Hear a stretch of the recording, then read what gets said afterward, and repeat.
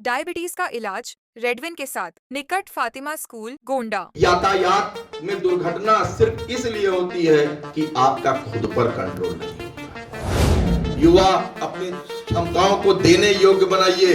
हमेशा किसी भी माध्यम से आप अगर देते रहेंगे तो भारत की परंपरा के अनुरूप रहेंगे। गाड़ी चला लेना ही महत्वपूर्ण नहीं है, गाड़ी को नियमतः चला पाना ये महत्वपूर्ण है। दुनिया के तमाम देशों में जहां दुर्घटना का रेशियो कम है वहां पर लाइसेंस आसानी से नहीं बनता है। जो लेना शुरू कर देता है वो दशानंद हो जाता है और जो अपने इंद्रियों पर बस कर लेता है वो दशरथ कहलाता है। दुर्घटना आपके मनोचेतना से होती है, दुर्घटना आपके मनोचेतना के न जागृत होने से होती है, आपकी लापरवाही से होती है। युवा हमेशा देने के लिए तैयार रहो, क्योंकि देने वाला ही महान और भगवान होता है। आज भारत की सेना में अगर सशक्त है, एक है और नेक है अगर भारतीय आर्मी, भारतीय वायुसेना और जल सेना, तो उसका रीढ़, उसका द्रोणाचार्य हमारे नेताजी सुभाष चंद्र बोस रहे हैं। हमारे कार्यक्रम नेहरू युवा केंद्र द्वारा संचालित यातायात सुरक्षा दिवस के अवसर पर और नेताजी सुभाष चंद्र बोस की जयंती पर आए हुए हमारे अतिथि श्री कृष्ण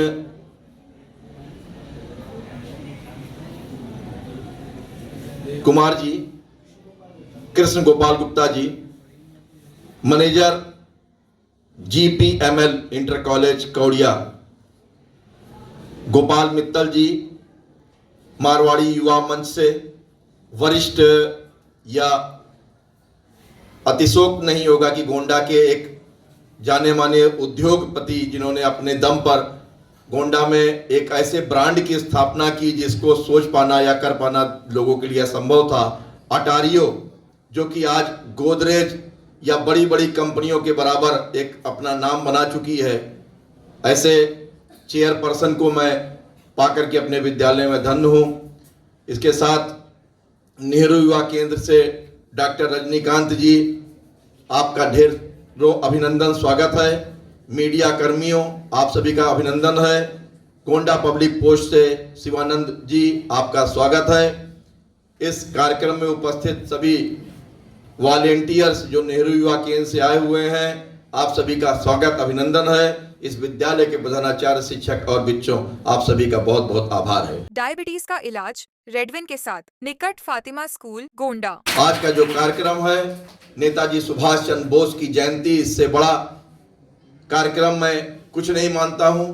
नेताजी सुभाष चंद्र बोस ने जो देश को दिया है वो किसी सुपूत के जन्म होने पर ही माना जाएगा। एक शब्द हमारे यहां माना गया है कि जो देता है वही देवता है। नेताजी सुभाष चंद्र बोस ने आजादी की लड़ाई में जो रक्त दिया, जो बलिदान दिया, जो अपनी योग्यता को न्यौछावर कर दिया और भारत का जो प्रतिष्ठा सम्मान विश्व में स्थापित किया, उसको हम लोग कभी भूल नहीं सकते हैं। आज भारत की सेना में अगर सशक्त है, एक है और नेक है अगर भारतीय आर्मी, भारतीय वायुसेना और जल सेना, तो उसका रीढ़, उसका द्रोणाचार्य हमारे नेताजी सुभाष चंद्र बोस रहे हैं, जिन्होंने आजाद हिंद फौज की स्थापना नहीं की बल्कि भारतीयों में फौजी बनने की एक प्रेरणा दी, एक सोच दिया। जिन्होंने कहा तुम मुझे खून दो, मैं तुम्हें आजादी दूंगा। लोग निरर्थक अपने रक्त को बहाते थे हिंसा में, उन्होंने कहा हिंसा में नहीं बहाने की जरूरत है। भारत की सुरक्षा और भारत के सम्मान, प्रतिष्ठा और आजादी के लिए भारत में रक्त की जरूरत है। तो ऐसे सुपूत को हम लोग हमेशा याद करते रहेंगे।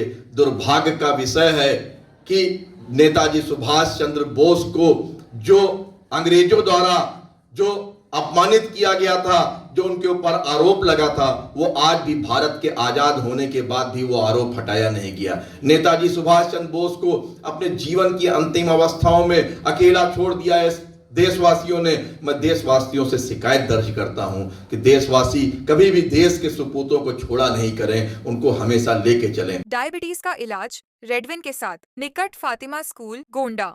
आज भी बहुत से देश में युवा हैं। नेहरू युवा केंद्र का कार्यक्रम यही है कि युवाओं में चेतना जागृत करना। युवा अपनी क्षमताओं को देने योग्य बनाइए। हमेशा किसी भी माध्यम से आप अगर देते रहेंगे तो भारत की परंपरा के अनुरूप रहेंगे, आप देवता बन जाएंगे। जो भी लेना शुरू कर देगा वो लेने योग्य हमेशा भिखारी के रूप में रहेगा। भारत के युवा हमेशा देने के लिए तैयार रहो, क्योंकि देने वाला ही महान और भगवान होता है। आज आपको छोटा सा एग्जाम्पल देते हैं कि अगर वायु ने आपको सांस दिया तो वायु देवता, अग्नि आपको ताप दिया तो अग्नि देवता, सूर्य ने आपको अगर चमक और दमक दिया है और ऊर्जा दिया है तो सूर्य देवता। हमारे यहाँ जो भी कुछ देता है उसको हम देवता मानते हैं, वृक्ष को भी देवता मान लेते हैं हम लोग। तो देने की क्षमता रखिए जिसने भी दिया है। आइए आज दो तथ्यों पे बात करते हैं। एक, राम के पिता थे दशरथ और दूसरा रावण थे दशानन।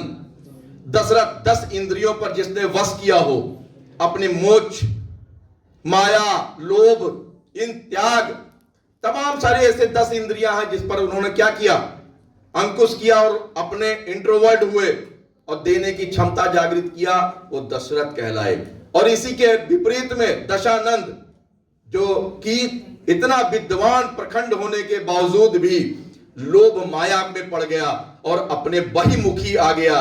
यानी कि अगर उन्होंने भगवान शिव की पूजा कराई तो उसके बदले में लंका ले लिया। डायबिटीज का इलाज रेडविन के साथ निकट फातिमा स्कूल गोंडा। हमेशा लेना, पराई औरत को ले लिया।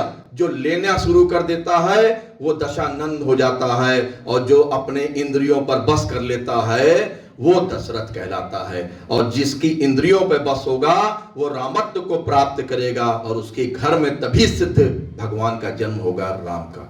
तो आप सदैव इस अपने इंद्रियों पर बस रखिए, अपने कंट्रोल रखिए। यातायात में दुर्घटना सिर्फ इसलिए होती है कि आपका खुद पर कंट्रोल नहीं होता है। ब्रेक गाड़ी में बाद में लगती है, आपके अपने हाथ से और आपके दिमाग पर पहले ब्रेक लगनी चाहिए। स्पीड गाड़ी की अपने आप नहीं भागती है, आपके दिमाग की स्पीड भागती है, इसलिए गाड़ी की स्पीड भागती है। दुर्घटना आपके मनोचेतना से होती है, दुर्घटना आपके मनोचेतना के न जागृत होने से होती है, आपकी लापरवाही से होती है। इसलिए ध्यान रखिए, हमारा देश में आपको लाइसेंस देने का प्रावधान बहुत सहज है, ये प्रावधान और कठिन होना चाहिए। दुनिया के तमाम देशों में जहां दुर्घटना का रेशियो कम है वहां पर लाइसेंस आसानी से नहीं बनता है। शायद किसी को एक असलहे का लाइसेंस दिया जाता है तो तमाम जांच करके दिया जाता है, कहीं असलहे से गलत गोली ना चल जाए। लेकिन एक मोटरसाइकिल से कितने की जान चली जाती है, एक स्कूटी से, एक कार से, इस बात को बिना जांचे हुए लाइसेंस दे दिया जाता है। ये भी एक गंभीर विषय है। जिस वक्त हम अगर इस पर रोक लगाएंगे, गाड़ी चला लेना ही महत्वपूर्ण नहीं है, गाड़ी को नियमतः चला पाना ये महत्वपूर्ण है। तो जिस वक्त जब हमारे लाइसेंस, चालान काटने से ही कुछ नहीं होने वाला है, लाइसेंस भी जब्त करने से होने वाला है। जब लाइसेंस जब्त होना शुरू हो जाएगा, लाइसेंस प्रतिबंधित होना शुरू हो जाएगा, तो निश्चित तौर पर दुर्घटनाओं पर भी रोक लगेगा। ऐसा मेरा सरकार से आग्रह है, निवेदन है कि दंड आर्थिक देने की लोगों की आदत पड़ गई है, अब आर्थिक दंड न दे करके एक सुझाव के रूप में यह है कि उनके लाइसेंस को कुछ दिन के लिए निरस्त करें या आजीवन निरस्त करें।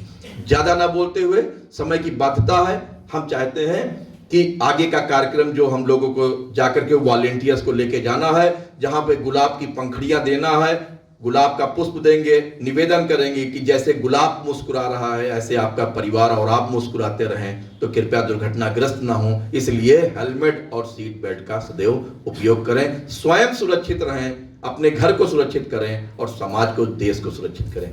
जय हिंद, जय भारत।